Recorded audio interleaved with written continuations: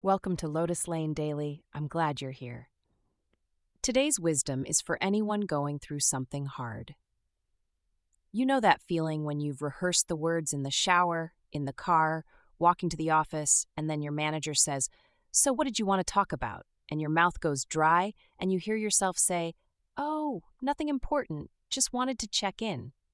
You walk out furious with yourself. You did it again. You had the meeting, and you let the moment pass because somewhere deep down a voice told you that asking for more money would make you look greedy, ungrateful, or replaceable.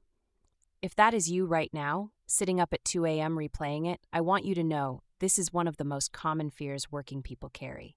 It is not a sign that you are weak. It is a sign that you have been taught your whole life that wanting more is rude. Why this fear has such a grip on you.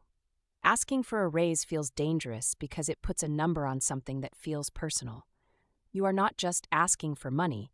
It feels like you are asking the other person to confirm out loud what you are worth.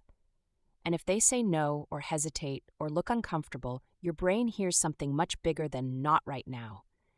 It hears you are not as valuable as you thought. That is why your body reacts the way it does. The racing heart, the dry mouth, the sudden urge to make yourself smaller. Your nervous system is treating a salary conversation like a physical threat, because rejection genuinely does feel like danger to humans. We are wired to fear being cast out of the group. So first, let go of the idea that the fear means you should not do it. The fear is just there. It will probably always be there a little. The question is not how to feel no fear. The question is how to act anyway. There is a line from a collection of guidance for young people that puts it cleanly.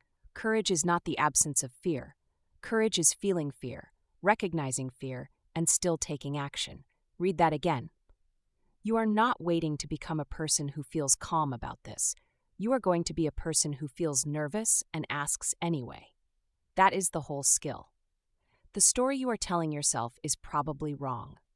Let's look at the actual beliefs running underneath the fear, because they usually do not survive daylight. If I ask, they will think I'm greedy. Asking to be paid fairly for work you already do is not greed. It is a normal part of working life that happens in every company, every day. Your manager has almost certainly asked for a raise themselves. They are not shocked by the request. They expect it. If I ask and they say no, it will be humiliating. A no to a raise request is not a verdict on your worth. Budgets, timing, cycles, and someone else's approval all sit between your manager and a yes.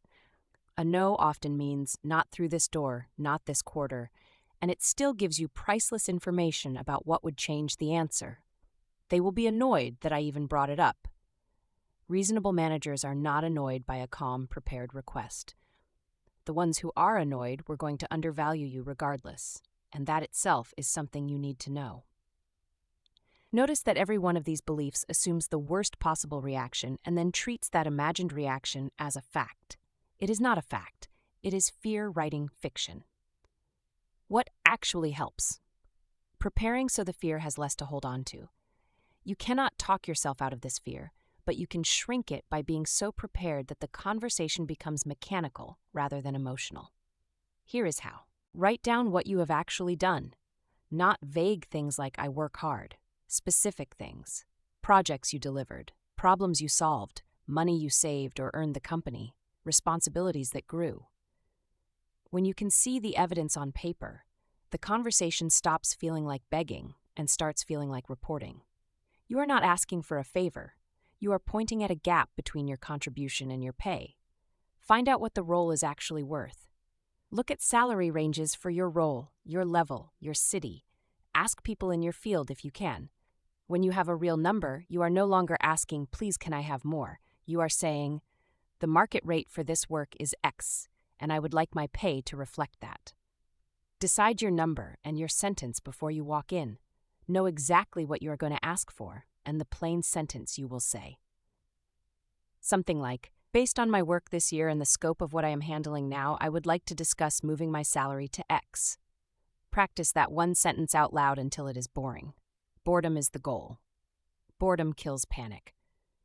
There is a piece of guidance about taking action that fits this exactly. 100 theories without a single action are worthless. Even one small step taken with determination changes everything. You can read every negotiation article in existence, but the thing that changes your pay is one short, slightly uncomfortable sentence said out loud to one person. That is the single step. Nothing replaces it. If you have been underpaid for years, some of you reading this are not nervous about a first ask. You are carrying years of resentment because you have watched newer, louder people get paid more for less, while you stayed quiet and loyal and assumed someone would notice. Nobody noticed. That hurts, and the anger is fair. But here is the part worth hearing gently. Staying quiet was not a character flaw. It was a survival strategy you learned, probably young, probably from people who told you that good people do not make a fuss. That strategy protected you once. It is just not serving you now. You are allowed to retire it. You do not need to make up for the silent years in one dramatic confrontation. You just need the next conversation to be honest. The version of you that finally speaks up does not have to be loud or aggressive. They just have to be clear. The worst case is not what you think. Play out the genuine worst case. You ask, well, prepared and calm, and they say no. What actually happens? You feel disappointed for a few days.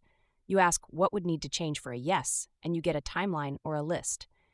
You now know, with real information, whether this place will ever pay you fairly. If the answer is no, that knowledge is a gift because it tells you to start looking elsewhere with clear eyes.